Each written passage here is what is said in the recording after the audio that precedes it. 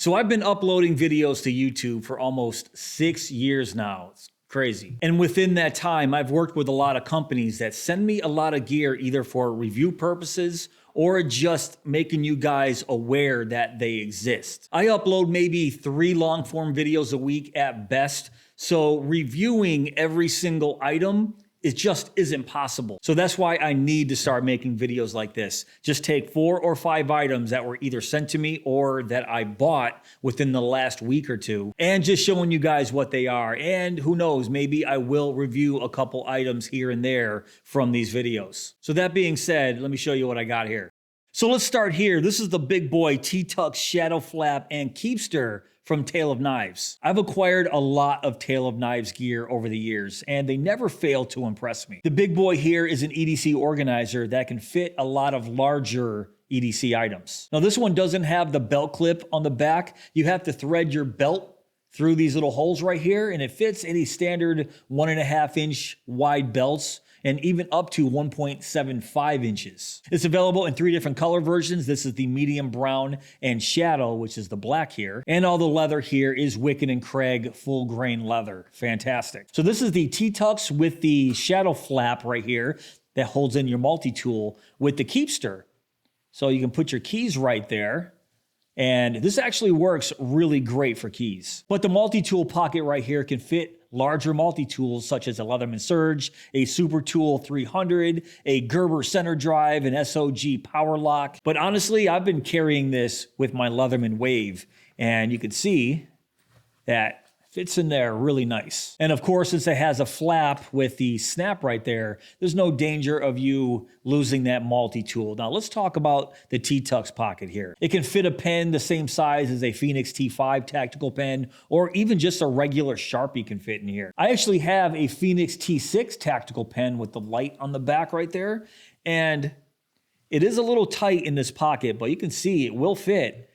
And just so you guys know, you should put pens in here with the pocket clip, otherwise it could just slide through. But just to demonstrate, yeah, that T6 does fit in here. I wouldn't really recommend this exact pen because that light on the back just keeps turning on because the button right here keeps hitting the leather. So I wouldn't really recommend using this exact pen, but just to show you that, yeah, it does fit in there. And in this flashlight compartment, I've been carrying the AceBeam PokeLit in copper, and just to demonstrate, just got room for days in that flashlight pocket. So you can see, if you have a flashlight this size, that's not going to be a problem. But it's also large enough to fit flashlights such as the Phoenix PD35, a Perrin 2 from Olight, a Surefire E2D. So yeah, this pocket right here can fit some larger flashlights.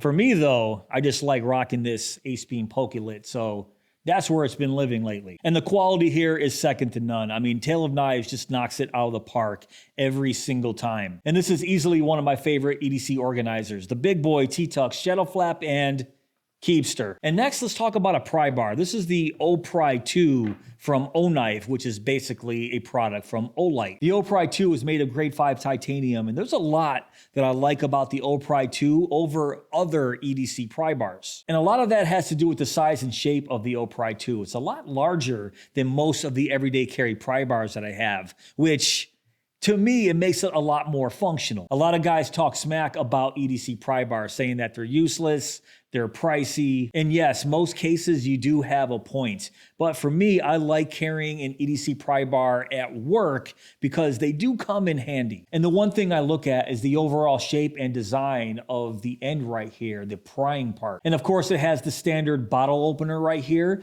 and some wrenches right there in the center, some multi-size wrenches. And it has a pretty awesome pocket clip right here. I like the tension on it. It's not exactly deep carry. You can see there's maybe 1/4 inch from the top of that pocket clip to the top of the pry bar. And it has a mini ruler right here, which rulers on multi-tools or pry bars, for me, I feel like they're useless. I barely use those. But what I really like about the O-Pry 2 is this little hidden compartment right here on the side.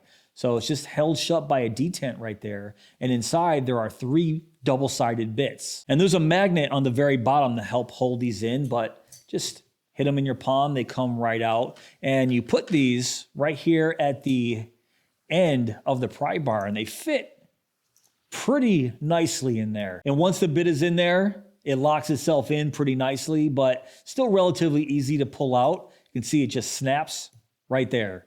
Just snaps in.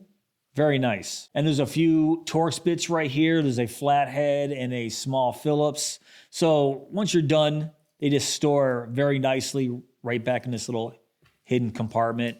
So this is by far one of the best features of the Opry 2. And there's also an attachment point right there for a lanyard. So yeah, the Opry 2, I really like this guy. Like I said, I rarely carry EDC pry bars unless I'm at work, and this is a solid choice. This is basically an EDC multi-tool pry bar. Next, I have a bolt action pen from Bastion. I think I recorded maybe one video on Bastion in the past, so I don't have a ton of their gear, but this right here is the titanium bolt action pen. And I am super impressed with this thing. 100% of this pen is made from grade 5 titanium, and 100% meaning not including the ink cartridge inside. The fit and finish on this pen is absolutely fantastic. And the action of this bolt right here, listen to this snap.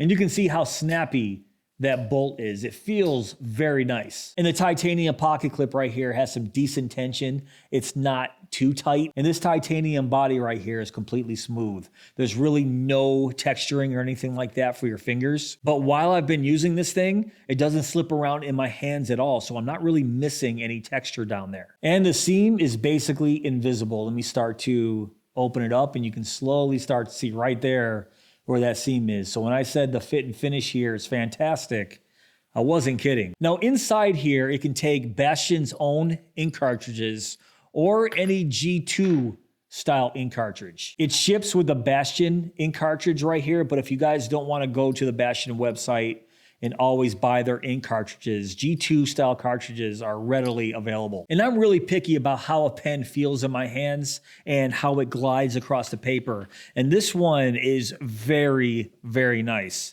Let me just write fantastic right there. So I don't like pens that are too thick. I also don't like them too thin.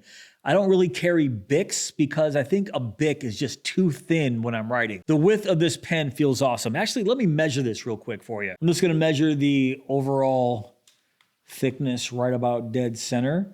And it comes in at 0.47 inches. And just for the heck of it, I'm gonna measure the entire pen from end to end right there. And it comes in at 5.30 inches. So a very nice pen from Bastion, made of 100% titanium, pretty nice size, feels good in my hands, but it isn't cheap. Right now on the Bastion site, it's on sale for $125.88. So this is more of a premium price tag item. But if you guys have been looking for a higher end pen made of higher end materials, maybe you work in sales and want a nice pen, you guys should check this out. Next is a wallet, and I've actually featured this company on my channel before. This is from Oraman Leather. This is the Nevis wallet lined with handmade tartan plaid on the inside. It's a limited edition bifold. And hopefully I'm saying that name right. I said Nevis, it might be Nevis, I'm not exactly sure. Oraman Leather is from Scotland, so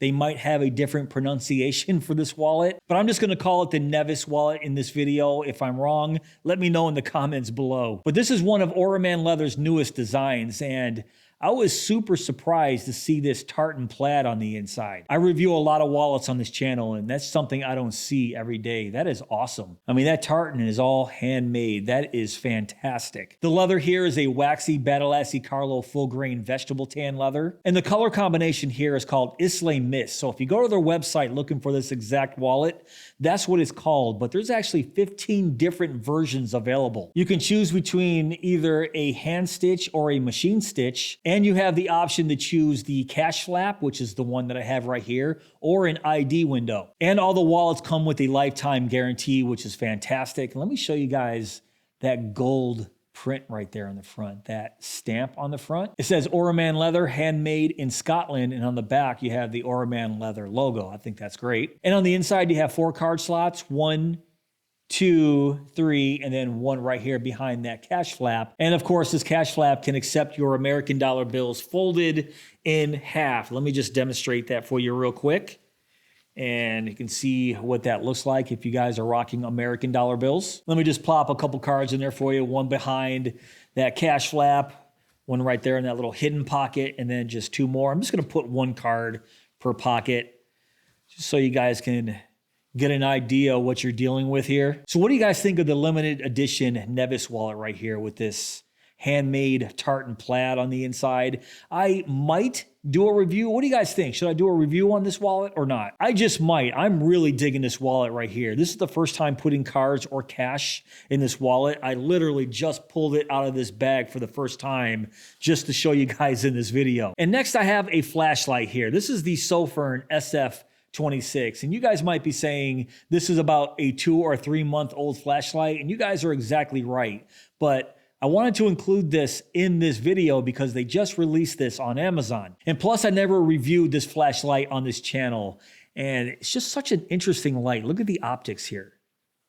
It's an SFT40 LED, I believe, in there. But what makes this flashlight really cool is it's 2,000 lumens, but it has a 964 meter throw. It is definitely a thrower. Everything is controlled right here with these dual tail switches. The power button right here, which has a half press momentary on and a full click constant on, and then a mode button. The mode switch, of course, switches the brightness level, but if you push that when it's off, you get a strobe light, which makes this sort of a tactical style flashlight. A fairly slim body right there with some nice texturing right dead center, but then it widens out right at the head. And check out that crenellated bezel. The crenellated bezel right here, and I just can't get enough of those optics and that reflector in there. Check that out. This is one of the main reasons that drew me to the flashlight, plus that 964 meters of throw. It's charged with a USB Type-C charging port under this little twist cap near the head.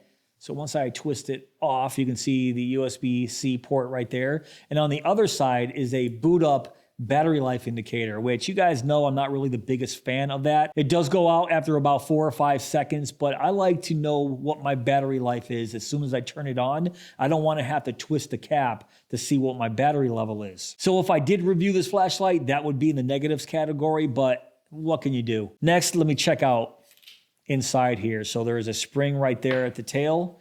What battery is this? It is a 3.7 volt, 5,000 milliamp hour, 21700. It is branded Sofirn right there. You can see what that looks like. And inside, yeah, it is dual spring. So there's a spring down there at the head and one right there at the cap. I like it. So let me show you this beam real quick on my desk. You can see it is a fairly sharp beam profile right there on my desk. I'm about 2 feet from the desk right now, and that's eco.